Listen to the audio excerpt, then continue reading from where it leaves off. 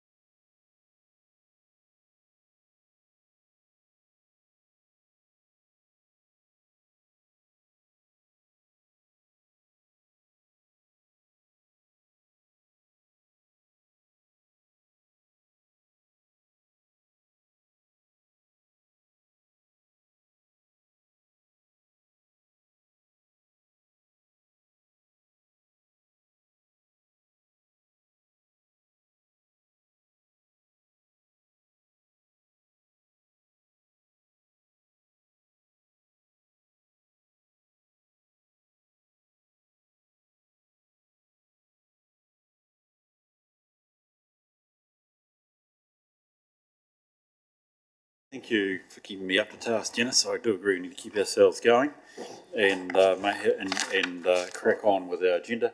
I'm up to fraud and corruption policy. Bronwyn, welcome. Nice to meet you. I understand you'll take us through this. We'll make some opening comments, and perhaps David has some comments as well. Is that correct? Yeah, brilliant. In your hands, anyway, Bron. Thank you, Chair, and thank you, Committee. For those of you who don't know me, I am the Senior Policy Advisor. We're really pleased to provide this suite of work to the committee. Just want to generally break down a few points. One of them, while there's no legal requirement to have such a policy, it's quite prudent that we actually do have one, because it sets a very clear tone to the community and to the ratepayers that fraud, corruption and bribery is something that Council takes very seriously. There are three main papers for you to look at today. The policy is a strategic document that gives rationale behind why Council is focusing in on fraud, bribery and corruption, and it also sets the zero tolerance that we have to these activities. The fraud, corruption and bribery procedures will go through what will occur if possible fraud, corruption or bribery is identified or is advised to a contact officer. The fraud, corruption and bribery plan outlines the key activities that are needed to carry out further understanding and mitigation of any fraud and corruption risks. As already stated here this morning, we are in a time of economic struggling, which does lead to possible increases in these activities. Anecdotally, I do want to say that the training that's being held currently about fraud, corruption and bribery has led to a number of officers actually having corridor conversations and alerting others about this kind of information. So we're very pleased with the work done. I just want to say a shout out to the team. No policy or procedure is ever written without a number of eyes looking across it, and we're very pleased as a team to find that Deloitte's review of our work led to very minimal changes. So we thank you for that, and I'll pass over to Dave. Thank you, Chair. Thank you, Bronwyn. No, I just wholeheartedly second everything that Bronwyn said in terms of these key foundational documents setting a real clear tone from the top and a real clear message, and just providing really clear guidance to all your staff on how fraud's defined, the fact you have a zero tolerance to it, and then really importantly within those procedures some pretty detailed steps on what to do, because we often find it's a really stressful time for people if they're worrying about a colleague or there's a whole bunch of stuff that's just not beginning to make sense. And so having a document that they can go to and making it really clear that they discharge their responsibility with one conversation or one phone call or one email, and then the organisation will take over is really important. Really helpful. So we've got a suite of documents here and an impressive set, Bronwyn. So to be clear, we've got a policies, procedures and plan, which are designed to probably exactly implement what David has said. It's clear that we have no tolerance for fraud, corruption or bribery, and indeed there are processes you can raise your points.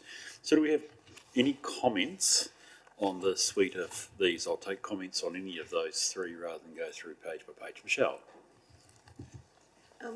Just a general comment about consistency throughout the policy, and sometimes we're reporting to the chair of the audit and risk and the chief executive, and sometimes the mayor's in there as well, and maybe I just needed to go back and have a second read of it to work out what the difference is. And in places we're talking about a group manager, and other times the same title as a general manager, but and I actually did wonder if we can, given how when we restructure we change people's titles, if we can make this document enduring somehow by not having specific titles or having, or whoever should replace them. Thanks, Michelle. Yeah, Scotty. Thank you very much. Really do like the look of the policy, and I think it doesn't just serve well to protect individuals, but gives some real perception of integrity and trust, which our community really they look to. So I think it's excellent. Just a couple of points on page 92, 7.10. The heading is all council officers and elected members, and then the point 7.10 says all council officers, including managers, are responsible for. I wonder if they're slotted in after all council officers, it should say and elected members, including managers, are responsible for, just to be consistent with the title. And on page 112, just with regards to securing evidence, I just want to test that a little bit. I know that you've had the professional advice, but also has legal advice been sought, as there are Bill of Rights implications, particularly with regards to accessing personal phones, etc., because normally that sort of thing requires a warrant or a production order. And is there something that sits behind this, for example, to ensure that any officers undertaking any sort of investigation do comply with the law as far as that sort of stuff is concerned, because a process can be jeopardised as well as then putting council at risk if they don't follow the law as far as securing evidence is concerned. Thank you so much for that. We did actually have a senior SLT member review our documents and had noted that we needed to include during the procedures comments around the Bill of Rights, but also the terms of natural justice, which will allow that people who, obviously you're not going to start an investigation unless you're concerned that there is an issue, around ensuring that everything that is done is legal, so that there's either no evidence that can't be either admitted if it needs it, or a breach of anyone's personal information. Presumably, Bronwyn, that will be covered in the training that all investigators will have to undergo. Because when I've been reading it, I was reading the policy and there was no reference to any of the investigators needing to be trained, and it took me I got down to the procedures before there was reference to all investigators have to be trained.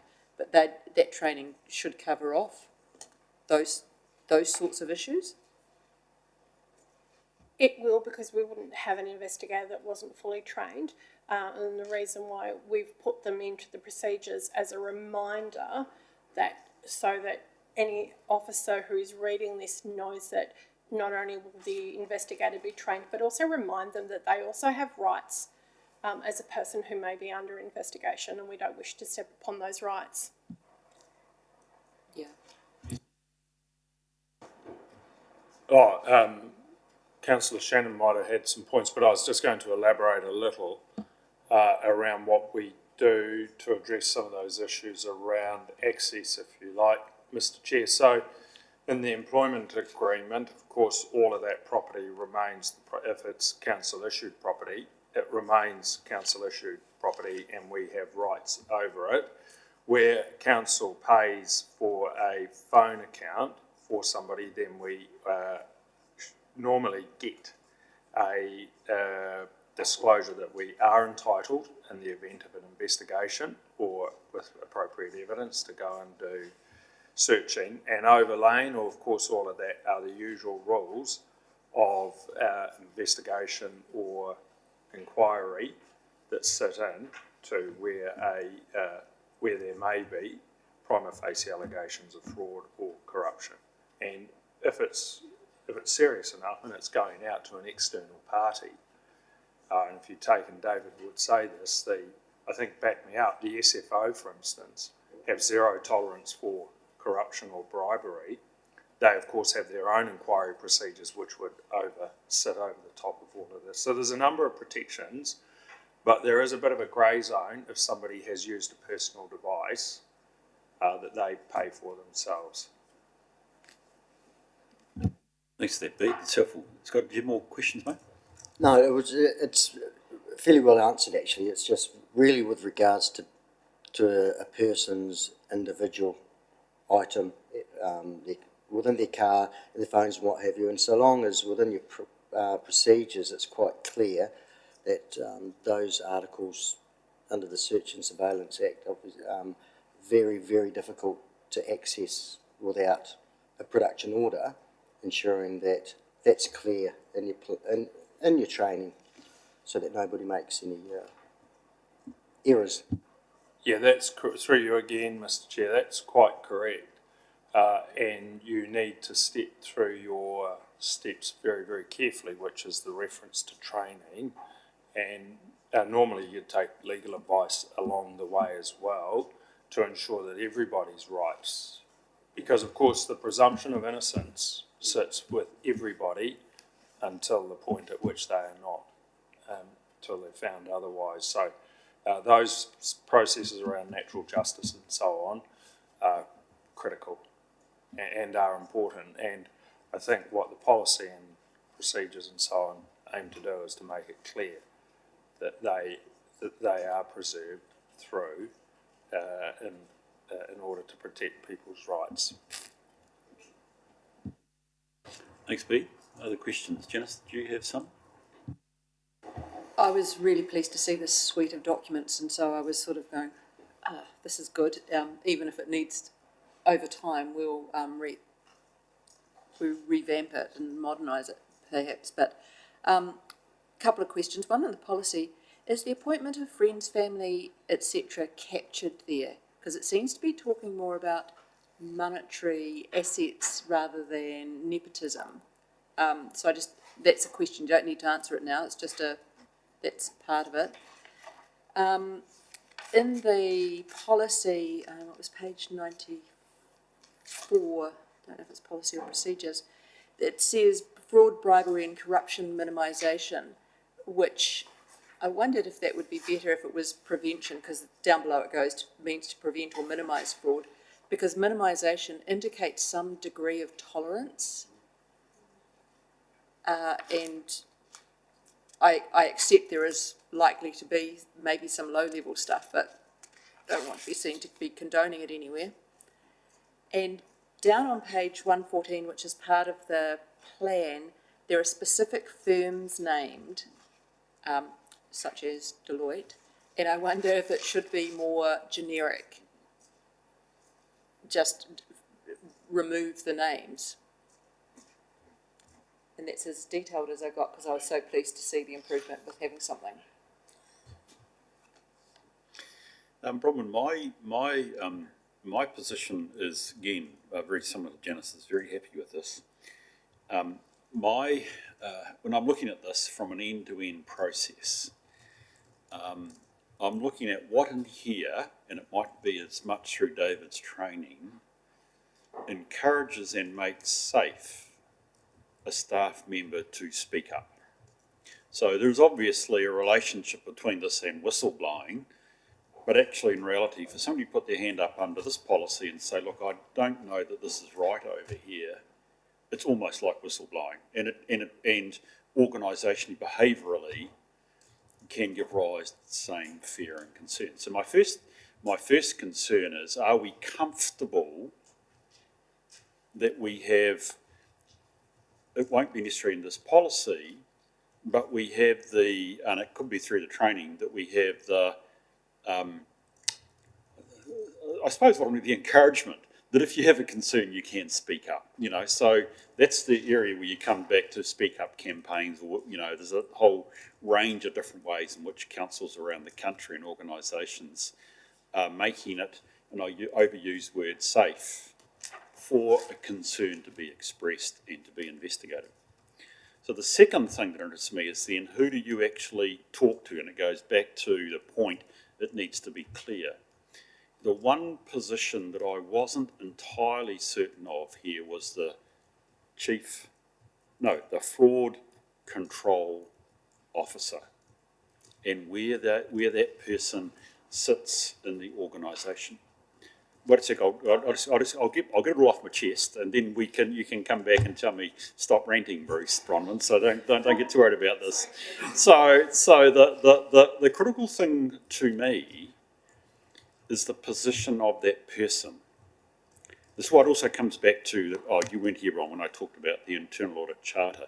This person has to have a reasonably special place in the organisation where there can be confidence that a matter can be raised in that sort of speak up manner, and that actually it will be dealt with and treated appropriately. So I have to say, when I read through the related documents, I can't quite work out the status and role. I don't want to be hooked on status, but I think this is important of the Chief Fraud Officer, because I got to the bottom of it, and I think it's you, Andrea. It says it's the CFO.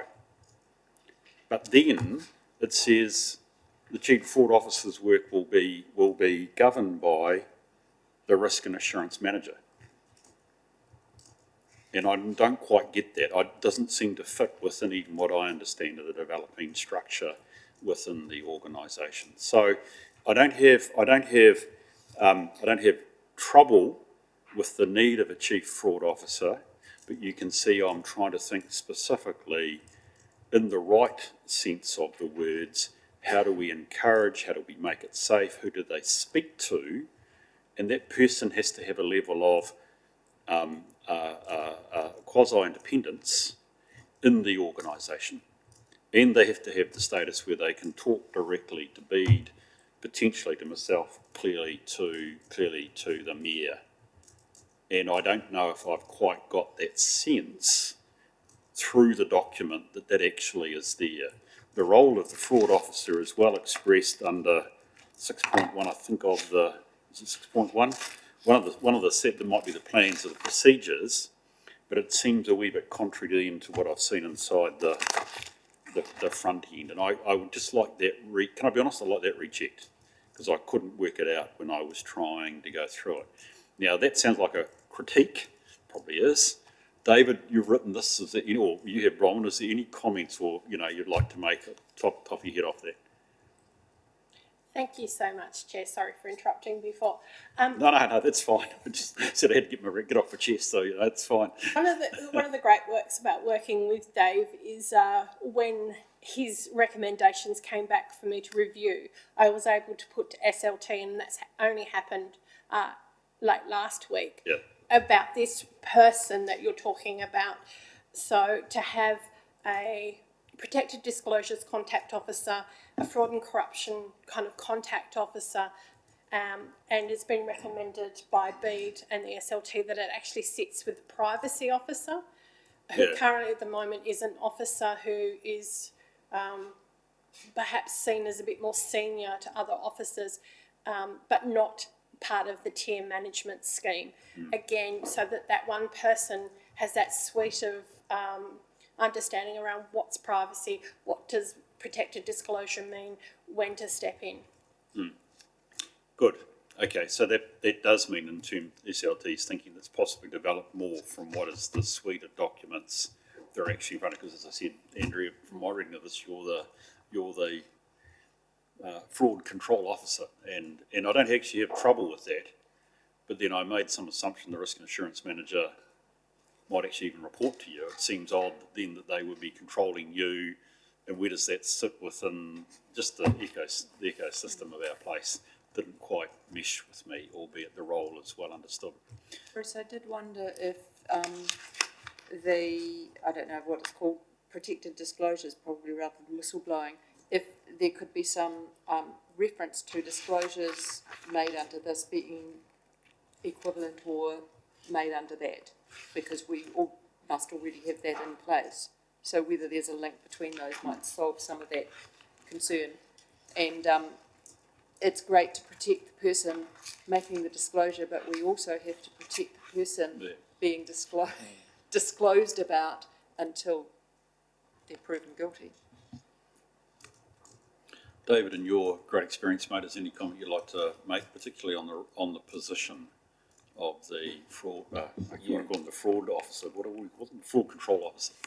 Yeah, I think we do need to just make sure that those lines of responsibility are really clear. I think obviously Bronwyn's done some work in appointing that person, but I think it needs to be reflected in here just to make it really obvious. Yeah. And I think the first point you raised about what in here encourages a staff member to speak up, it's quite difficult to do in a document. It's about the role that everyone plays in terms of creating that culture, that environment. Yeah. David gets me to two questions. As you can see, broadly, the engine room of this procedure and policy, I'm, broadly comfortable with my one reservation over the position. So it's the bits that hang off the side. Now I have two of those, Bronwyn, and one is, what do we do internally in the area of speak up? If I can use that as a phrase for, how do we make it so? I mean, speaking up is the same in health and safety. How do we enable staff to say, stop? We have to stop work because it's unsafe. It's a big call, but again, it's an even bigger call if you want to say, well, actually, I think that person isn't doing the right thing. And the other thing, which is hopefully less dramatic, but is allied to this, is actually the staff interest register, which we refer to I think it's under the plans. Is that all tickety-boo? Do we have an up-to-date staff register? I know it's reviewed every 6 months or annually, and we're checking people aren't in any way conflicted through their interests. Because I bet you there are a few, I don't mean this negatively, but inevitably in small communities, staff have a good range of other interests as well. That's all. That is all fine, because that's part of this process. We're currently updating the staff interest register at the moment, so we do that for the annual report process. So it's the key SLT members, then some of your key staff around CFO and CIO and that sort of stuff. So categorically that's in place, which John Craig is leading through. Right. Thank you. That's good. So what is our leave? Sorry, gentlemen over here, you're quite quiet. I don't want to leave you out of the loop, but is there anything you guys want to say? I was just going to allude to the Protected Disclosures Act and the provisions that are in there, and who knows and understands of what qualifies that and what protections there are and things like that. But you mentioned that you have an officer specific to that, so you have a number of officers that you've lined up there. I wouldn't say there's a number of officers. I would say a number of roles sit comfortably together. Yeah, and that was my position, and coming from other a regional council, we have people that by virtue of their position within the organisation, trusted people who by virtue of where they sit in the organisation, that they're well known, mature in terms of their time in that environment, that people will know they can go to them about all sorts of things, including health and safety and whistleblowing, protected disclosures and things like that, and that there are regular meetings where some of those things are alluded to for staff and what have you. Thanks, Peter. Appreciate that. Right, I just wonder if going to the resolutions, I want to try and leave this so that you guys can just get on with it. So what I'd like to do is, I would suggest that we do endorse the suite of documents. What I would like as a second one is for you to report back on just those, any minor amendments that you've made. And I don't want to suggest, by the way, Janice, yours is a minor amendment, but there has been some tweaks there. Have you made those? And secondly, to report back on this broader, what are the peripheral bits, particularly the place, well, it's not peripheral, but the place of the Chief Fraud Officer and how that's going to work. And perhaps just some comments you might like to make on the Speak Up campaign. Oh, sorry, you don't have a campaign necessarily. How Speak Up, in my loose words, are used. Would that be okay, Bron, without making it too administratively burdensome? Very happy to do that for you, Chair. Brilliant. Okay. Now, I don't know whether you caught that, Jess, but if you can figure out the nice words that actually we're endorsing, but you'll come back with an update on the downstream action from this meeting, that would be really good. I'll move that soon. I'll put that amendment in there. Do I have a seconder, please? Thanks, Peter. Any discussion on the motion? I'll put it then, please. All those in favour, please say aye. Those against? I heard the right-hand side say aye. What are you guys doing over there?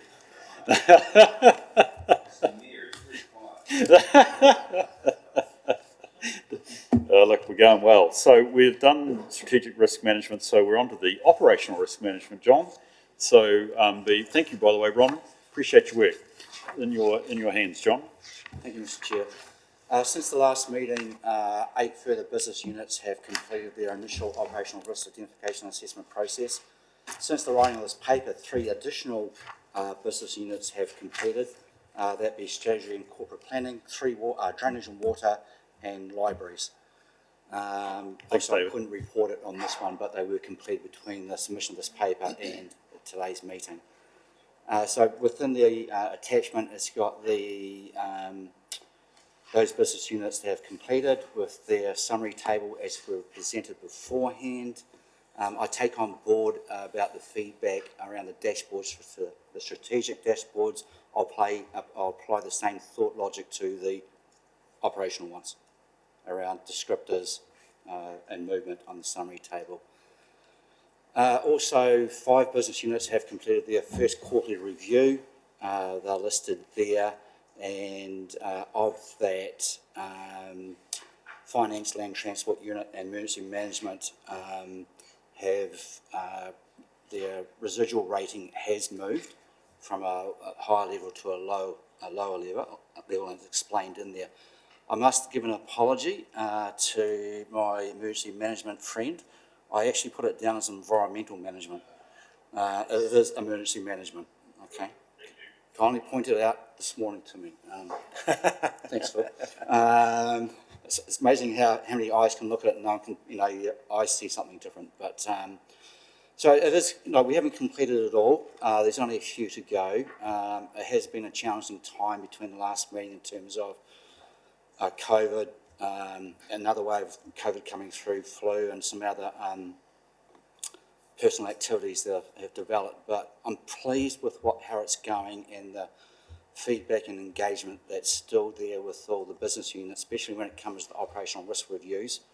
Because of those, we've now gone into the stage of categorising those red and oranges into preventative, administrative or recovery, and that gives them a form of an improvement plan moving forward of what needs to be done. Thanks, John. Appreciate that. It's been very enlightening.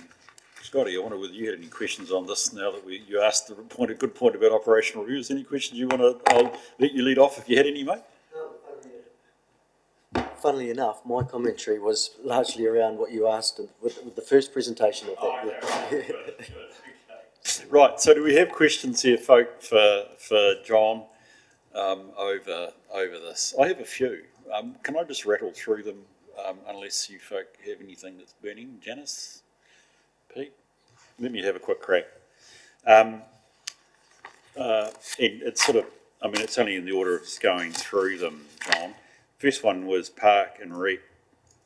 And one of our larger risks, still in the orange, was asset failure. Just, can you describe to me what is meant by asset failure in the Parks and Recs? Is it a swing would fall off and what have you? What would it be? Also, parks and assets, it's like your playgrounds. Yeah, so it's your playground equipment would some way fail. So that says that Don't get too worried. I get it. I just was checking because I also then got to rec services and I don't know what's the difference, but I figure that's the pools and what have you. It does give rise for me the health and safety lens through all of these, and none of them had health and safety. And I wondered, do we just default to the big health and safety risk, or at an operational level? What is the discussion that's going on about their portion, their lens of health and safety? Because I would have thought with a playground, as when I get to the pool, even when I get to the airport, which is our most controlled, highly de-risked activity. Andrew, I'm not having a crack at you. We don't, pardon? We don't, it's, oh yeah, except for the waiting list to get through security, but anyway, that's another story. Sorry, in joke. How's health and safety being dealt with in these? Is a really good question, John. Sorry. It's a very good question, Mr. Chair, and a conscious decision was made that this is around purely business operational risk, but we're applying the same lens, using the same process for health and safety. So 2 different disciplines, how we're looking at it with that, because you make a valid point, like with parks or even like Sea Bay, with pools and that type of thing. There'd be quite a big list if we added health and safety into this. That's why we decided we'd do business operational risk and then health and safety risk. So we now have our high level critical safety risk. Yep. And then what's going to fall off that is the individual business unit health and safety risk registers that will be updated to this new risk framework Right. and go through exactly the same process. Because when I got to environmental compliance, I thought about potentially lone workers or Yes. whatever being out. Yeah. There's a health and safety risk, and I didn't see it here. And yet, if I probably go to most councils, including our own, we'll have lone workers on it. Without trying to get into politics, why is the dog pound one of our highest risks? The simple answer, not the political answer, just the quick one. Have we got dogs running around? What's the story? It's more to do with the nature of the pound itself, the Right. pound and its location to the waste plant and so forth. So that's why it's about ensuring that we are following, and please be jumping, it's following the rules around animal safety. There's guidelines on that. Yeah. So there's still a bit of work to go there to improving that area. Right, okay. Yeah, so that's the way we operate it. And yes, you're quite right. It's an emotive area. Yeah. Yes. Okay. I said it seemed to be our highest risk. And community development, which interested me, has got the highest risk because everything's red. Why is community development our most riskiest activity? So this is a new business unit, if I can say that. There's two people in that, and they have two quite clear directives, and that's the two operational business risks that are in there.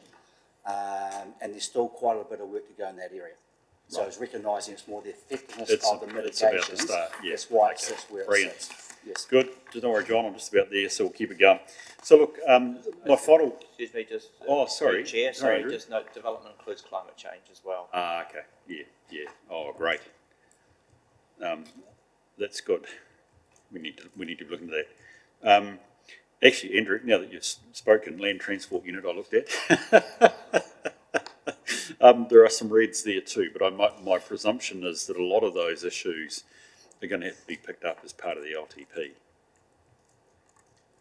So that's district road safety and awareness, levels of service, etc. are red in terms of their residual score. So they're presumably a question of resourcing. No?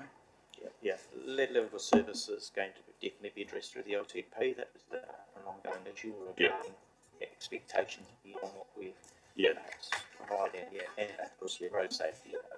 Unfortunately, will probably always be up in that one area because it's very hard to control. It's very much a behaviour thing rather than something you can fix. So it gets me to my final question. I had worked out that environmental management was presumably meant to be emergency management, John. Look, a lot of going on in North Island, as you're well aware, and the Bush report in Auckland and what have you. So when I saw, for instance, EOC engagement and availability being, if I picked it up correctly, a reasonably significant risk, and I don't know whether I've interpreted that right, but actually it's just about our ability to even stand up an EOC. Through the chair, welcome Phil Mackay, filling in for Paul Cooper, but page of emergency management, and yes, you're correct. There's ability to stand up the EOC as a facility and then the staff it. Isn't that a worry? Why would I be sitting here sort of confident that we're okay then if we had an emergency tomorrow? So we have got some mitigation, so we have got staff trained. It's the level of training and the sheer numbers of staff. Once again, reflecting on the North Island responses, the sheer number of staff we need will circumvent what we can deliver here locally. So it's that sense of realism, 2 to 3, 4 day response we can source ourselves. We go past that and we will be challenged, as most councils would be. Agreed. So I guess I'm trying to think about, so what are the fallback plans if we go out to a week, 2 weeks? So, and this is one of those mitigations, as a Canterbury group, we have created a cohort of higher trained teams across Canterbury that will come and support us. And then we've also acknowledged the work that NEMA's doing with the NZ EMAT team, which is another source of surge staff. So what we're saying, we've still got it, but once again, we saw with Gabrielle, the sheer drain on local government and national and central government resources is still challenging for New Zealand to respond to that scale of event. And I think it's quite honest to say we haven't got that solution nationally, yet alone here locally. Okay. I'm pretty average in my full knowledge of it. I know, I understand the core points you're making, Phil. I'm just trying to think how we're using this, and it's saying it's highlighting something, and I think that's outside our target risk, and yet, you know, we're going to get a flood here. I mean, I've seen, Phil, some action here in the past. Was it the huts on the Opahi, and we declared emergency state of emergency in time, and got action, and I'm comfortable that what I've seen today is good. But if we had something that was more full scale, we're effectively, you know, if I was, you know, next week we have a flood, 2 weeks we have Mike Bush in here, and he says, oh, you guys knew that you couldn't stand it up. How big an issue is this for us, is really what I'm trying to say. How serious are we about this? Or is it just bred because generically we, you know, it's stated the condition? So my understanding is that we're very serious about this, because I've had a lot of discussion with Phil about this, and I'm always asking him to keep me up to date with all the discussions, like we have monthly meetings here and all that type of thing with the local response units, the defence, the police, and all that type of thing. So the valid point at the national level is that can New Zealand actually absorb the ongoing amount of natural hazard events that are occurring around New Zealand, and can we resource them?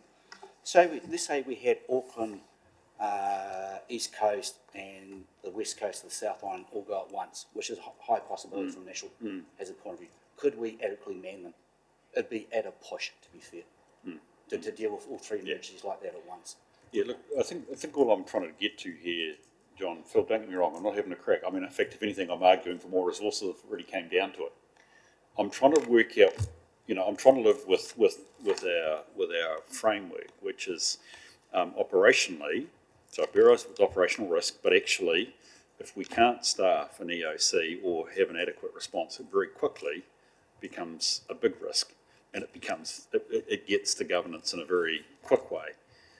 All I'm trying to reflect here is, and I mean, again, you know, it's the limitation of trying to be efficient in your reporting versus a full description about how the risk is managed.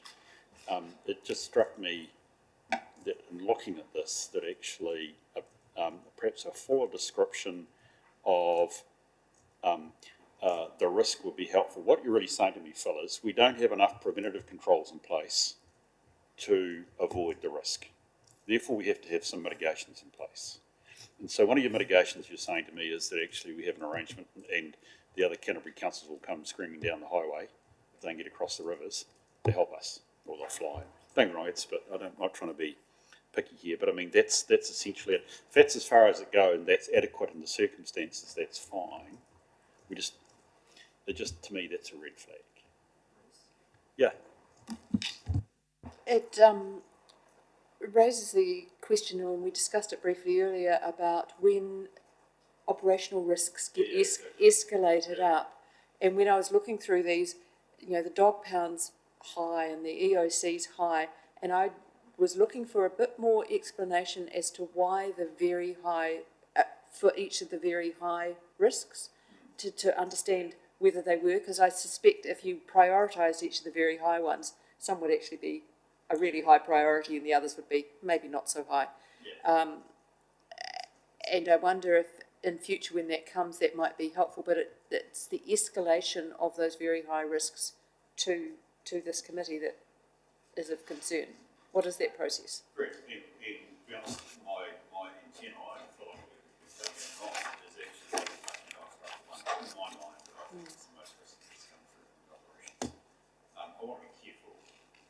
I want to be careful labelling it as the most risky, Phil, because I don't in that sense mean it. But what I'm trying to reflect here, if I'm thinking about an operational issue that collectively management's putting in front of me, and I think about our context, and if we are challenged to stand up our EOC, I think that's actually quite a significant risk in my view, and I'm happy to be disabused of that view. Perhaps I've been too affected by what I've experienced and seen in North Island. Peter, you've got a comment, mate. So, I mean, we can't ever get out, based on those assumptions and where it's rated, we'll never get out of the very high. Is there an appetite for some scale around it? to understand, you know, the first so many days or the scale of the EOC or something there, because there is, you know, I mean, that's a significant resource within the, you know, Canterbury region, to have those teams come down and relieve and add or augment those situations. That's big in itself, because then you're going to a whole new scale based on central government's inability to cope with, say, an AF8 across a whole, you know, length and breadth of and I suppose some scale around that could help. I don't know. So, Mr Chair, so one of the nuances of this framework is that the less mitigations that you have and they're not effective and they're partial or not, are rated higher. So if there's only 4 or 5 mitigations and they're partial, it'll go high, very high. If you've got 20 mitigations that are more effective than not, it'll bring it down. So that's one of the nuances of the framework. Look, I think we can't solve it here. Sorry, can I be honest? Beat, you want me to, I was about to sum up and ask I was for just a bit of going action. to, I think you very briefly, I think part of what it is we're trying to elucidate here is, if you like, the opportunity cost of running the EOC, because we can do it, as Phil's pointed out, for a few days, but then we get into making sure, so we have to make sure the water runs, so we can't touch any of them. So then we're into areas like building control and resource consenting or finance, and if we have to go for a bit, all of their activities start to fall behind, and it's almost the opportunity cost of bringing these people in and staffing and running it for a period of time, and that might be, I think, what we're trying to do here. So that might feed into some of this discussion. We're a bit like a cheetah. We can go really well for a few days, but after that we quickly run out of gas. So look, I wonder, Bede, and I hate making more action, but I just wonder if I could ask you as an SLT with Phil, just to think through John, a wee bit more of the nature of this risk. Is it one that would effectively be a strategic risk? In other words, in the way that Janice, you and I have been saying, well, this might be one that gets elevated. Well, if that's the case, it's elevated and understand it. But equally, if it's not, it would be good to know why I should look at those reds, recognise it is a high operational risk, Phil, but one which we can generally be comfortable with. And it doesn't create one that comes our way. Because as I say, it struck me there. So, Phil, I don't know if you feel comfortable with that, but it's just actually trying to, the message is here over something which is a stand-up and a needed stand-up, and which can be challenging. I just wonder whether we've got the right focus on it, not at your level, but at management and at governance level. You want to comment on that, Phil? You're welcome to. You always come back at me, mate. You're welcome to. Just seeking clarity then from your position, Mr Chair, are we looking at having 2 scales of types of events? A routine flood of 3 to 5 days versus a more significant response that goes regionally by AF8, Cyclone Gabrielle's type of event? Oh, look, absolutely, and I think Pete gave that idea, Phil, that actually there is and in fact, Bede, I think, said this as well, but actually it might be useful to understand the nature of this risk, particularly over the size of the event. And if it's a credible event of only 2-3 days, you might say, well, actually, I'm in the green here, I can do it. But if it's something that's bigger, and what might that bigger be, it could be useful to understand whether we have. So let me put it this way: your prevent controls in the EOC are that you've got the staff internally to be able to manage it. What's the non-sexist term for manning something? That you can actually stand it up. Pardon? You man it. Okay, thank you. Whatever. that you can stand it up as you're meant to under the rules, and credibly provide a community-based both response and recovery. Okay. When do we then have to go to? We can't do that, but we've then got to have some form of mitigation, and it might be our colleagues or whatever, and our standing arrangements with others. And actually, it might even be an event where actually it's we're struggling. That's what I'm looking for, is a characterisation, because in fact, what it might do then, Phil, for us is minimise the nature of the risk. That in fact our current arrangements are fine, but at the moment it's a bit, this is always the problem with summaries. It's a wee bit blunt, and the bluntness says we might have an issue here. Okay, thank you for that. Look, that's you'll only want to do it once a year, John. Scotty wants it every quarter now, don't you? Look, thank you for that, John. That is really helpful, and I do appreciate that. I wonder if we could just move to the recommendations, which we receive a note, and that we would ask management to come back just with a level of expansion on the emergency management risks, because I do note the other red was actually our ability to work around the 4 Rs, which is equally an important part of a credible emergency management response. Yes, John. So I was about to say, Mr. Chair, I've already sent an email to Phil to No, it's okay. Well, I owe Phil a beer because he didn't know that I was going to raise that as an issue. So thank you for that. I do appreciate that. Do I have a second of that motion, please? Thank you, Nigel. I'll put it. All those in favour, please say aye. Those against, it's carried. Thank you. How are we going for time? Jess, tell me to hurry up. Yes, yeah, thank you. Business improvement update. Sam, how are you? Go for it. Thank you, Mr. Chair. Thank you, Mr. Chair. Okay, we have the ESCA Procure to Pay project, which will commence in August 2023, and the go live is scheduled for December 2023. The project group has been formed, comprising of the group manager of commercial and strategy, chief financial officer, finance system analyst, accounts payable, IT, and continuous improvement. Then we have our Bookable, which is an online bookings and event management system. This venue build has been completed. UAT is user acceptance testing is in progress, with a go live internal on the 5th of July this week. And this is where more checks will be done, and we will also get some of our regulars within the community to do some testing in preparation for our go live external, which is the 26th of July. The events module will form part of stage 2 of this project, and we expect for this to commence in October of this year. Then we have the Assura 2.0 upgrade project. This has commenced in May.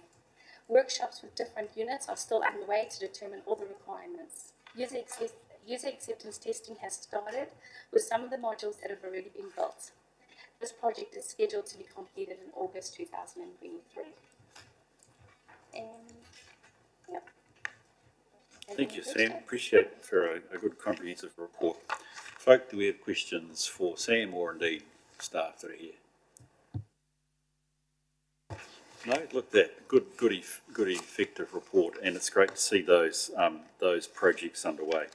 I just did really probably have one or if not two, and they're probably more your way, Jason. One was the Magic IQ performance. It says July 2023, which is an auspicious date for this meeting.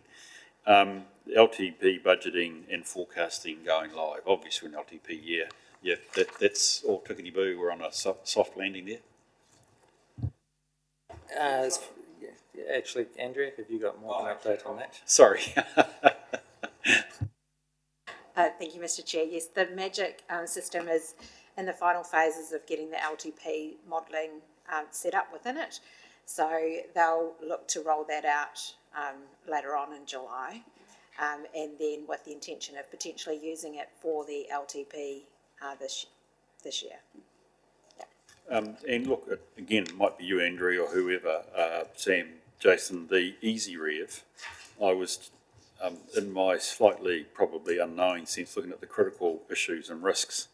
A couple of them look more like how do you operate the thing appropriately, which means if you don't, it could be a risk, while the middle one, which I didn't quite understand around GL orders and not work orders, could be an implementation issue. I guess, without trying to get into detailed discussions about that, are we? And I think we are able. We have gone live. It doesn't say whether we've completed. I presume we have. Are we able to use this? Because again, key area for our planning going forward. If not for the annual plan this year, gone. At least for the LTP. EasyRev has been tested and it's been installed. Go live will be around mid-July once they have struck the rates. brilliant. Okay, so just a wee bit to go, and it will be in July. So that's superb. That's great. Good. Okay. Any other questions, folks? Being none, I'll go to the resolution which we receive and note the update. Sam. Mover and a seconder. Thank you, Scotty. Thank you, Janice. I'll put the motion. All those in favour, please say aye. Those against, it's carried. Thank you very much, Sam. That's wonderful. Okay, procurement roadmap. Through you, Mr. Chair. So this is a bit of a quick report on procurement activities across council. There were a lot of procurement recommendations as part of the outstanding recommendations register. We pulled them out into a separate report so that we can sort of give an update of how we're going. Trudy's been busy recruiting, so it's good to know that we've got a procurement manager starting on the 10th of July. So that's a week today. So again, that's going to be fantastic having them on board, and they've got a good skill set and obviously in procurement. So we've still got Arc Blue who are continuing to assist us in this area. Probably the main key points I want to talk about are the procurement policy and standard, which have been drafted and around for a while. And we took an internal decision to wait till the procurement manager was in place before we finalise them, just so that we can ensure they're comfortable with them. They will come back to the next Audit and Risk Committee to endorse. We've been doing a lot of work on systems and data, so similar to the work that Deloitte did with, fraud detection, we have spent the last couple of months working on spend analytics dashboard.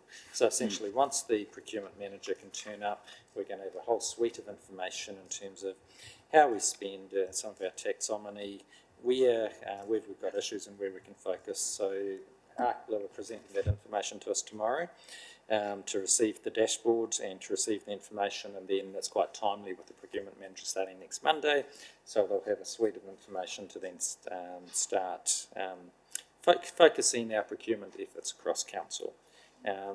So from my perspective, procurement is the corporate standard, it's the corporate guidelines, it's ensuring we're very clear. There's a lot of good foundations in land transport, particularly around the Waka Kotahi, so it's taking some of that stuff forward as well. And if I listen at council sometimes, at meetings we hear talk about procurement and procurement activities, it's just trying to create that corporate good practice, is how I would describe it. Thank you, Jason. Appreciate that. So again, very fulsome report. Questions, comments, folks? Yes, Scotty. Yeah, just looking at the software and systems in particular, are there further efficiencies and gains to be realised through which some of our own suppliers use compatible systems? Totally, and I think at the moment we're short on data and understanding, and so I think having the data being analysed in terms of where we spend, how we spend, what systems and processes do our suppliers use, all to lead to easier purchasing, easier procurement, and just so that's a bit simpler for suppliers as well. So yeah, so that's certainly been looked at. Thank you, Scotty. Questions? Just a couple from me, Jason, if that's okay. Again, it's a bit of look. This is all good stuff, and you've shown us before I'm just going back to it, the roadmap, and it seems to me from your report. So I'm looking at page 178. That's the procurement roadmap. We seem to be online with where we plan to be, which is good. I think that's what you're effectively saying. So it just makes me interested then, when I looked at the procurement delivery audit findings and recommendations, I presume whose findings are those actually? Are they the project control group or something's findings? These are open audits from Audit New Zealand. There's been prior reviews done of our procurement practices, so we sort of packaged them all into this one area so we don't lose sight of them. So again, this is a bit like my comments around fraud and corruption. I'm interested in some of the other bits of the ecosystem that need to be in place. There's been reference before about, and I've made it already, about staff interest registers because it's a key part of procurement. Can you just remind me where we are? Because can you just remind me where we are around contract management? And I also note that this also obviously needs to work in with our procure to pay work around ESCA and what have you. All the other systems inside will join in effectively to this. So within, I guess, contract management quite wide, so within the land transport area, obviously with Wakatahi, they're very clear. We get separate audits undertaken by them. So I think contract management, we're talking about the procedures still to be co-designed. So the procurement manager will work across the organisation, take the best practice we've already got in some parts of the business. Because I think, as I mentioned at the start, we're good in pockets, I don't think we're good corporately. And so I think that some of the contract management, we need to embrace best practice where we're doing it better. And so that'll be co-designed. We just wanted the procurement manager in place so that they could lead it. Oh, look, absolutely agree. And if you're going to start running, you've got to start walking somewhere, in the best place, I think, is procurement. But it'll soon make us as a committee probably a bit hungry to see good contract management as well, which naturally follows. Or rather, your point that actually it's comprehensive across the organisation, not just perhaps Andrew's land transport area, which has gone well. Can we move the recommendations, please, which we receive and note? I'll move that. Do I have a seconder? Thank you, Scotty. I'll put the motion. All those in favour, please say aye. Those against, it's carried. Wonderful. I am trying to push things through, Jason and team, but I am grateful to have had a chance to look at this and see it's all great information. Andrea, you want to speak to the sensitive expenditure report, Andrea, please? Thank you, Mr. Chair. So this attached sensitive expenditure listing is for the quarter January to March 2023. Just essentially, this is a continuation of the 6-monthly report that we put to the last Audit and Risk Council. And the final quarter is now being worked on because obviously we're new start of the financial year, so that's getting prepared for audit as we speak. Thanks, Andrea. So we've got the schedule at the back with a sense of sensitive expenditure, our chances to just check the sort of the landings that we have. Obviously, from your perspective, Andrea, they do fit within our various guidelines. So if there's any questions, I'm happy to take those. Couple from me. COSI, is that your social club? No? What's COSI? Oh, it's really the values that we have as an organisation. So it stands for Customer, One Team, Success and Integrity, and it's those who live those values.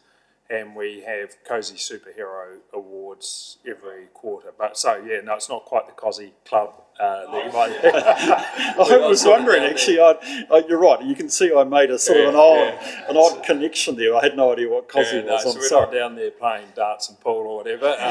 It's really about those team members who live those values by going, and it's assessed by their peers. And there's 5 a quarter. So they get nominated and then they get a prize for that. So, and it can be in a range of sort of different activities and across the organisation that we recognise that. So that's what it is. But COSI stands for and we talk about our COSI values. So which is Customer, One Team, Success and Integrity. Yeah. Look, and just the last item there. Do you have a All-Star 5 vouchers? What was the All-Star? What's All-Star 5? Yeah, so the All-Star 5, so we get nominations, and I think at the last one we had 11 or 12, and the COSI committee award 5 vouchers a quarter. Okay. So that's what it is. So they're the All-Stars, and we do it we have a team meeting, and because we have a team talk every couple of weeks, and alternate weeks it's in the chamber here, and the other one it's online. And the COSI awards are given out at one of those team talks. Oh, great. Yeah. No, that's good. That's fine. Thank you very much. Right, folk, sorry. Yeah, I've just been advised by the overseer of the Treasury that it is all budgeted. It sticks within the budget. Okay, no, thank you. I made that assumption, to be honest, but again, it's just trying to work out why we have this spend, and actually it does sort of, that sounds too loose. It does fit indeed what we are trying to achieve, which is super. So look, you've answered my questions, thank you. And I'll never refer to it again as the Cosy Club. Sorry about that. Because it comes up somewhere else, I think, as well. I think it's actually it might be in the financial expenditure procedures, which I take it, by the way, are here for noting rather than for us to provide comment on. Any other questions or comments from folks? Right, let's go to the recommendation that we receive and note the sensitive expenditure report. We'll have a move in a second. Thank you, Nigel. Thank you, Peter. Put the motion. All those in favour, please say aye. Those against, it's carried. Yes, it was. It was on page 206. You got I've got Cosy in my brain. What do you call it? Cozy. Thank you. Cozy committee. That's right. There we go. Got it. Rightio. We're back to 6.13, which is the credit rating update. And Jason, I think you might take us through this, mate. Yes, thank you, Mr. Chair. So the purpose of this report is twofold. It's really to report back on the finalised published Fitch ratings. So at the March meeting, we brought them back in draft, and so I just wanted to bring them back in final. But the main purpose of this report is really we engaged Bancorp to undertake a piece of work for us around our council rating, but how we compare to our peers. And our peers in terms of this one were against Ashburton and Selwyn, because we felt they were similar sized councils, even though they've got different things going on. Selwyn have got a lot of growth, but it was so important to look at them. And it really, we asked the question, if we wanted to improve our credit rating, what would that look like? And so the report is attached as attachment 2. This is a topical area, obviously at council on Tuesday last week when we adopted the annual plan. Lots of really good questions around debt levels, debt caps, how do we fund, how are we going? So it's important as we lead into the long-term plan and particularly the financial strategy when we come to council and talk about these are the levers that we can pull with respect to funding the next 10-year plan. This is what the capital program might look like. This is what debts might look like. This is what rates might look like. We just really wanted to get a sense from our funders how we maintain our rating. So we're currently at AA minus. Selwyn and Ashburton are both at AA plus. Within paragraph 10 is probably the key one, that there's a lot of, I guess, fat already built into our AA minus rating. So we can increase, not that we're going to, but we can increase our capital spend or our debt, net debt up to about 250 million and still maintain that AA minus rating. So that gives clarity, I guess, to Bancorp and I guess Fitch in terms of how we sit. So really wanted to report back to the committee on that piece of work. Really, the cost benefit in terms of trying to change our rating to AA plus or higher is there's a lot of work that we would have to do, and we don't receive a whole lot of benefit from it. But it's important to note that even within AA minus, we still have a bit of scope at our debt levels. But really, the long-term plan is the key time, whereas an organisation and council laws will really have that discussion around debt going forward and what it might look like and what we choose to do and not to do. So happy to take any questions. Thanks for that. Jason, do we have questions? Yes, Michelle. It's not about debt, so don't worry. Lots of homework on it. I just wanted to know how often do we get the Fitch rating? Is that every year, and do we always get Bancorp to do the comparison, or is that just a one-off because we're leading into the LTP? So certainly Fitch is an annual thing, so pretty much February each year, and look, it really drives the market, so it's a really important rating for us. This is the first time we've talked to Bancorp in terms of this, and it come out of some discussions that we've had in the committee over the last year or so around, look, there's not concerns around our debt levels, but I think we need to constantly be aware and be across them, and what happens if we pull a lever and our debt goes up, what does it do to our rating, and so on. So just a bit of comparison with other councils, everyone talks about it, and I think it's really useful leading into the long-term plan where we're going to have a few of those discussions. Thanks, Michelle. Any other questions, comments? Just a couple of...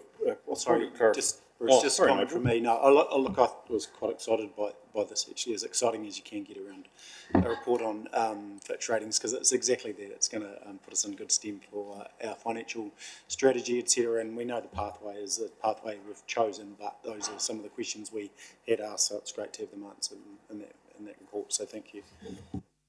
Thanks, Nigel.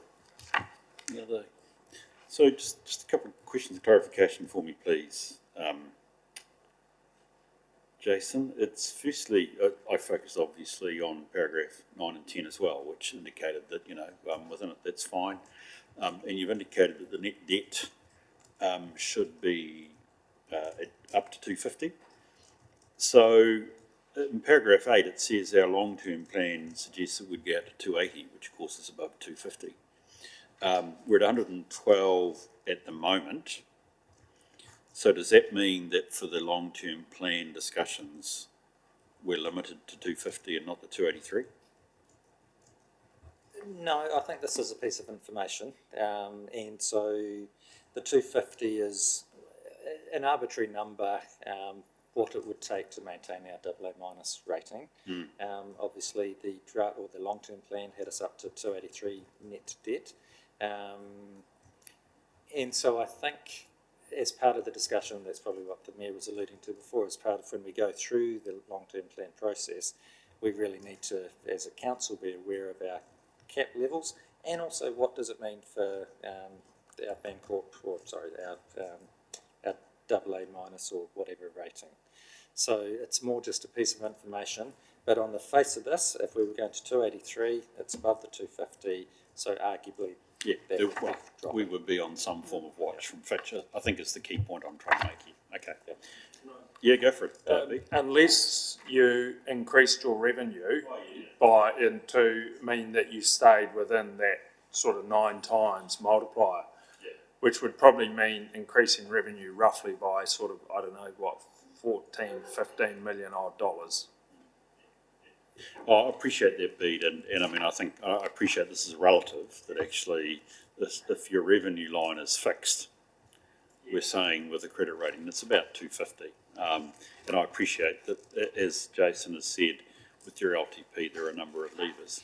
What interested me about this policy, and I think another page is actually quite important from the Bancorp report, is page 226. Which talks about optimising our debt and thinking actually about strategically what do we want to do with our debt.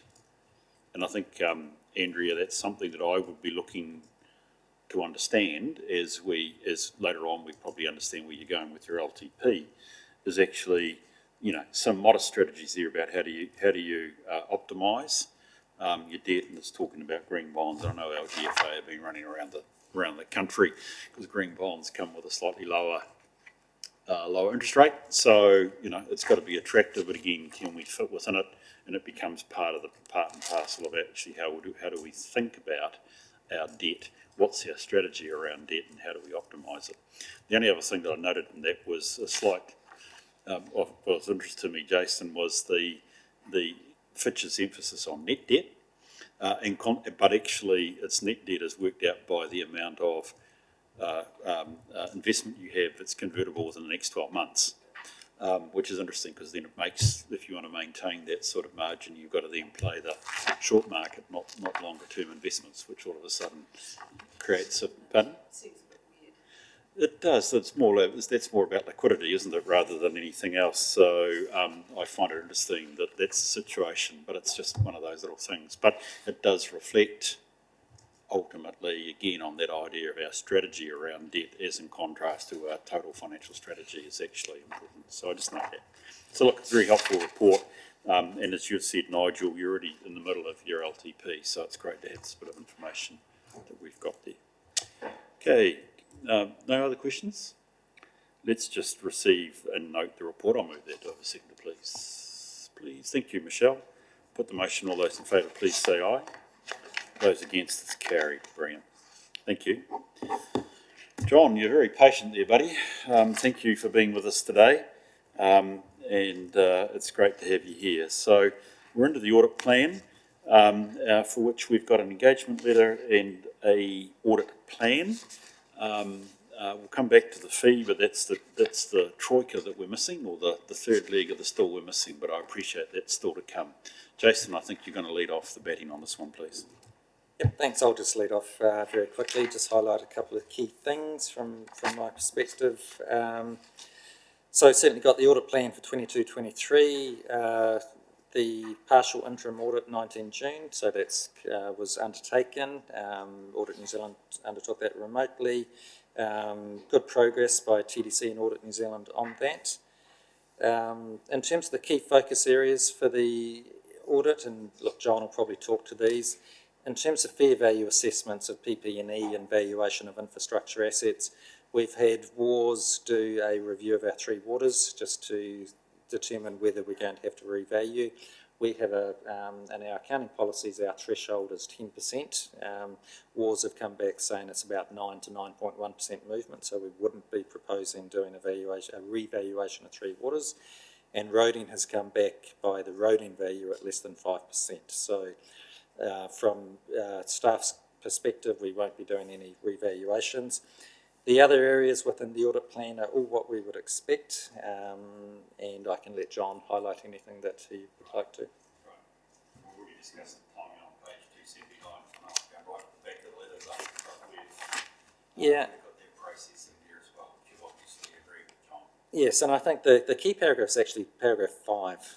So the critical risk management on all those dates to hit 31 October is, look, it's a disciplined, coordinated effort by both council officers and Audit New Zealand. We need to make sure both Audit New Zealand and ourselves have the data on time, at the right quality, at the right, I guess, ensuring that it meets the standard that Audit New Zealand is looking for. Because Audit New Zealand will be under pressure to meet this deadline, and so we need to ensure from our perspective that we don't get in the way and that the information isn't to the highest standard. It does challenge us without completing this annual report for the year that the second year back now that we've finished, and so that will cause us some issues with opening balance sheets and opening things and the ability to do reconciliations and capitalisation. But because we're so focused on the annual report at the moment, we're just feeding straight into the next one. So it's not a bad thing.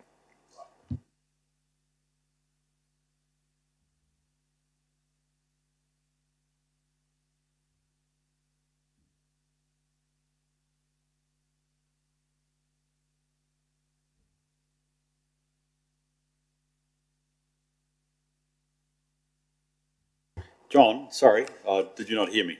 John, I didn't hear you, I'd sorry. like to invite you to address either or both of your letters, please. Right. The simple one is the engagement letter. That's the Auditor General is the auditor of all public entities, of which Timaru District Council was one, and that audit engagement letter is just the standard terms for those engagements, and there's minimal change from the one from the previous 3-year period. So that's the key message there.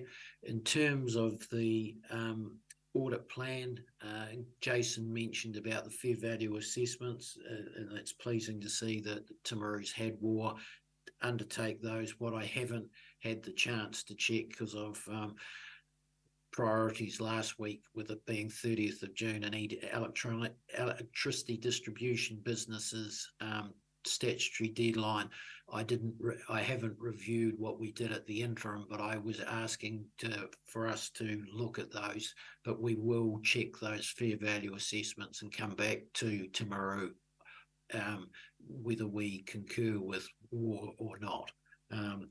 So I'm not expecting a problem with the roading because at 5% there's plenty of margin there.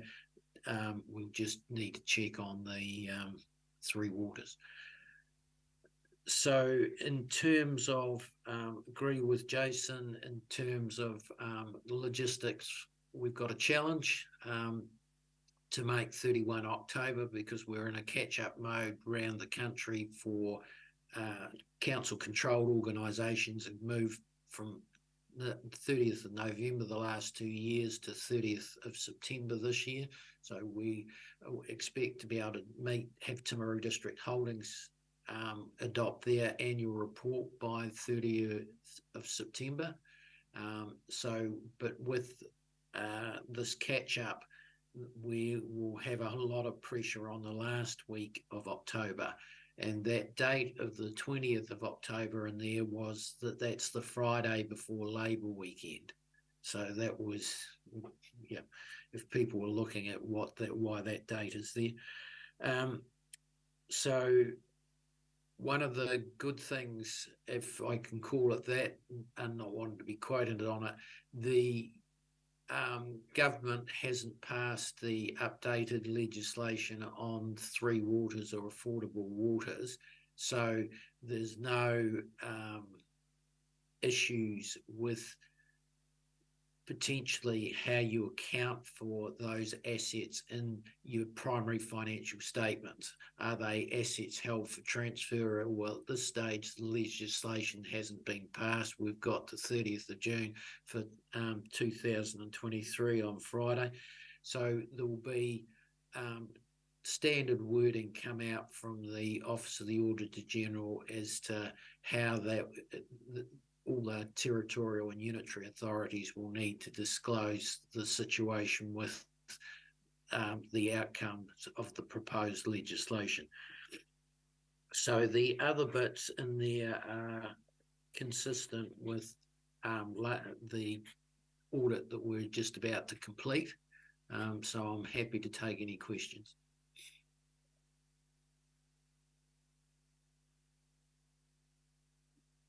Thank you, Andrea. Good point. Under PX, we'll obviously deal with the current audit. So this is about what is now also a current audit, which is the 30 June 23.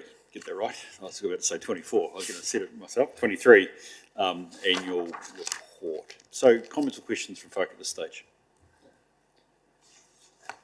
John, I would just, I just asked you to benefit of the committee, just note that the engagement letter from the Auditor General is for 3 years, which is standard. I've gone through the letter, it is a standard letter, as John says. It just is important in the sense that it does commit us to what are our responsibilities around good accountability and the expectations of the Auditor General. So I think that's fine. I do actually believe it's the responsibility of the committee to actually recommend Nigel signs. So I will be putting a small suggestion that at number 2, we recommend the Mayor does sign the engagement. You might have done it already actually, but we'll justify it anyway for you, Nigel. In terms of the annual plan, I mean essentially what I'm hearing is the issues are what we expected. You've done the first, probably the most tricky one, which is the fair valuation. And John, I've heard from you a commitment that while you've had some other priorities last week, you will get to this in the coming week. So we need to know, obviously, pretty quickly that while it's at 9%, it's still under 10. But I guess you want to check that in your calculations, it is under 10. And I think it is one. Personally, if I can give my view as the chair, that this is a vanilla audit we want to get out of the way, because we've got the LTP, and I know that, John, it's going to be a challenge for auditors to get all audits through by 31 October. I think we've got to live with our margins. Okay, and also we've dealt with the issue of the timing and the challenge with that. And again, I've heard from you, Jason. You've acknowledged we need quality information to go to John, just as much John needs to have the resources. I call this meeting. Oh, sorry, Nigel, go for it, man. Just one question on the back of a letter to myself, and mainly to myself, but Bede would have been copied from Waimate around Downlands, because they've requested that the information come through by the 30th of August. Is that going to be realistic? It's possibly more for you, Jason, but... We can give them draft information, yes, but really we need to do a whole lot of work on capitalisation of assets and work in progress and the like. So we'll give them a set of financial statements for Downlands by that time, but until our audit is finalised, it makes it very difficult. We are proposing that they use draft numbers and do a wash-up the following year, which is what a lot of organisations do. So we're in discussions with their finance team around how we can make that happen. Right, thank you, Nigel. Any other questions or comments? Yeah, go. Just on that one, Mr. Chief. Well, okay, sorry, so Michelle, is it okay if I let John go first? John, so the Downlands. Yes, so because we're in this catch-up mode, and it will be tricky for both Waimate and Mackenzie, is that it will depend on their auditors and the materiality of the balances from Downlands Water Scheme, whether they have to wait until Timaru has got audit clearance. Key thing is we've got a plan, we've got communication, and if necessary, a fallback position, which should be acceptable. Okay. I always call this the honeymoon meeting, Jason. I can look at a plan and say I like it, and the dates fit 31 October. It's actually the committee's chance. I'll probably look at you as well, Andrea. It's the committee's chance to say, are you comfortable that we have got the resources, the systems and the QA processes in place to deliver to these dates? It's a question which I'm going to wait for an answer.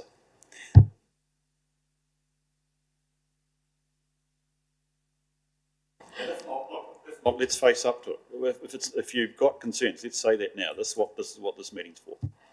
So I guess essentially we're one team member down, a key team member, that being the financial controller / finance manager.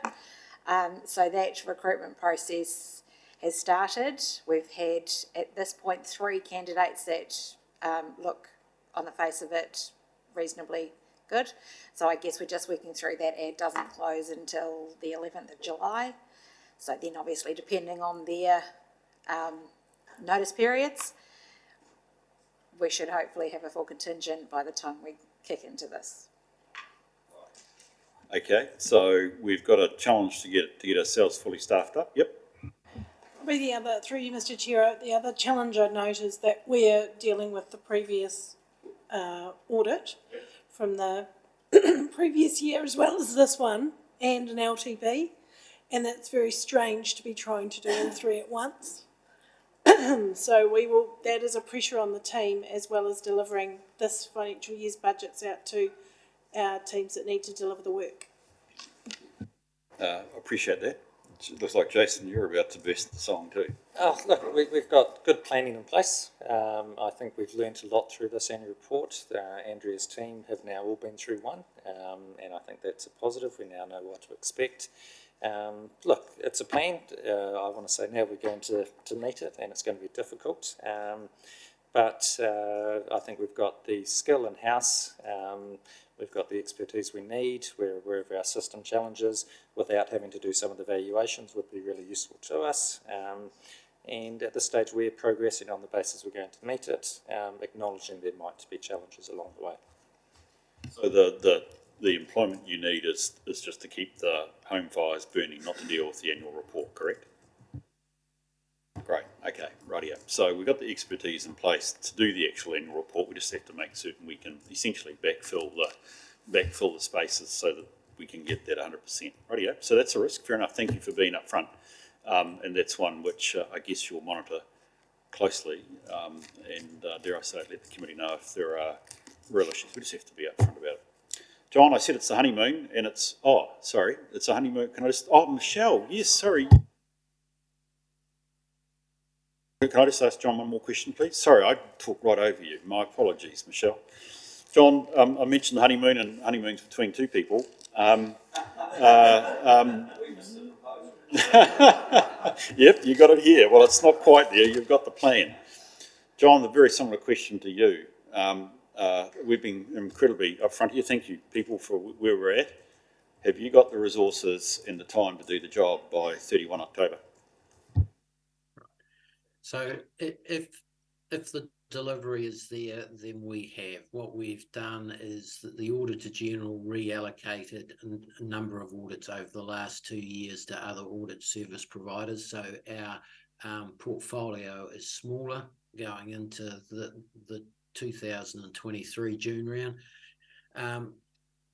We've continued to recruit staff, so we've got the highest level of staff that we've had in Audit New Zealand. So we've got more staff fewer audits. So we've got the capability there. We've got the challenge of getting ready for the LTPs, but the getting these attest audits completed by the statutory deadlines is our priority, and we believe we can do it. If the information is delivered to the required quality in the timeframes. Thanks, John. Appreciate that. Sorry, Michelle, before I forget, sorry, a third time. I just wanted to ask about point 15, which is the budget and the funding implications. I just didn't really understand that. If somebody could explain. That's in Jason's paper. In Jason's paper, yeah. Actually, my question was on that one too, and it may not be a marriage made in heaven because the audit proposal fees is a significant increase. So I'm not sure if it's a proposal we want to accept. I was actually I was thinking of my analogy because I was going to raise the question, which is actually you need generally a ring for the honeymoon or to get there, and I don't think we've quite got the ring because that's the proposal. John, what's the state of play around the fee, please? I think that's essentially what we're asking both Michelle and Nigel, and I am as well. Right. So the Auditor General has yet to provide for the district councils, and so not apart from the significant metros. However, I am not privy to how they classified those, but there are various councils besides the Christchurches and the Aucklands that have had their fee proposals come out and have been raised with those councils. Most of the rest of the councils that are territorial authorities and unitary authorities, the fees have gone to the Office of the Auditor General for mediation, well, not mediation, for their assessment, because the fees are being charged on the Auditor General's behalf. Moderation is the term. So they have not come back from moderation yet. Right, so I can't put a fee in front of you. All I can say is that it will be a substantial increase. So that what the Auditor General has sent out a letter to all chief executives and chairs of Audit and Risk Committee. Did you get one, Nigel, as Mayor, outlining that he's through this process is looking to achieve sustainable fees, because the fees at the moment do not cover the costs, and that is a problem, not only to the Office of the Auditor General, but to firms that are offering audit services. So, yeah, there will be a substantial increase, and if you look at the experience over the last couple of years, the cost of the audit, costs of performing the Timaru District Council audit have been significantly above the fee, more than double it. I may respond. I'd suggest tying audit fees to the CPI or perhaps Burl. That would be even better for us. But just to note, though, I do recall, I think my first year in the role as Mayor, and I think the fees went up, and I recall them being around 48,000 or something like that. The number might be wrong, and understanding that there is a lot involved, and I take that point, but at what point do these stop going up? I know that there's a lot that's changed in the sector as far as resourcing, and I know the last couple of years have been quite tumultuous, but it does come back to what value the public is seeing from this, and that's the challenge that I see. And I know, John, you'll have your own frustrations here. Yeah, I think that's a broader issue about particularly public sector audits and the increasing requirements and etc. And what value do they actually add to whoever might read the reports? But John, what does significant mean? Give us a band. Are we talking 100%, 50%, 10%, 200%? What are we talking? Can I protect John from that? I don't think John knows. Sorry. I have a formula that works it out. But look, in all seriousness, we will face fees what won't have been allowed for in your annual plan, I suspect. So there will be an unbudgeted amount. For those that have received it, my last one was a good performing city, and it has gone up 50%. And I think John's indicating two things here. One, in his view, that the fee has never been commensurate, the hours allocated to this job have never been commensurate with the effort that's taken. Because I would make an assumption, John, that there will be a fee request over the current audit yet to be completed. And so consequently there will be an hour increase to the job, and secondly there will be a rate increase, which is the recovery the Auditor General is talking about on it.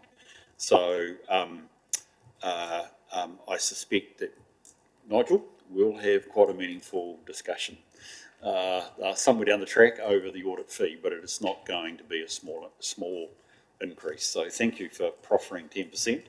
If you meant 6.7, nice try.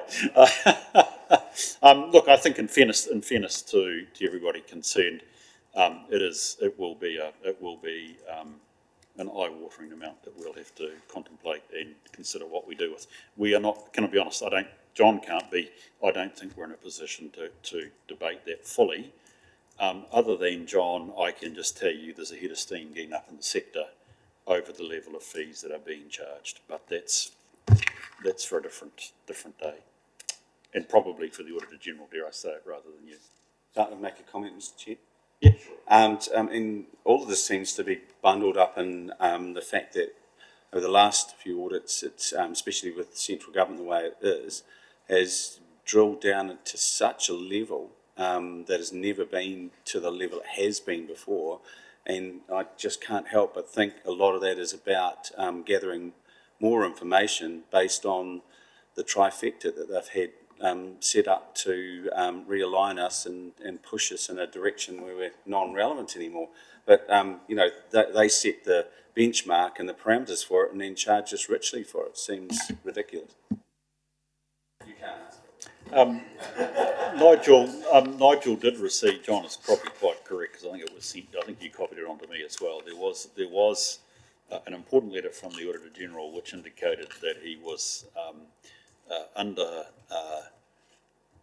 the requirements of Parliament that entities that are subject to audit should pay the full cost of that. With the implication being that up until now they haven't, and the taxpayer has been supplementing audit fees. So the Auditor General is driving a substantial change in ensuring that the sector or entities pay for their own audits. So yes, I think we can leave it there. Nigel, that there will be a meaningful discussion that we'll have to have with John, and particularly with the Auditor General when the fee comes, because I suspect, as I would say, we need to have a substantial discussion for the LTP, let alone how we deal with unbudgeted expenditure this year. Thanks there, John. Appreciate that.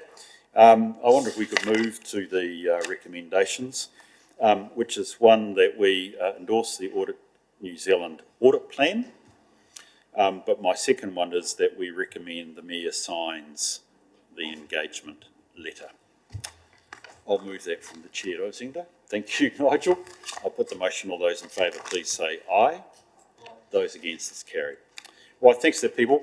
That's got us, oh no, I'm going to actually just move the final motion, which is that we go into public excluded.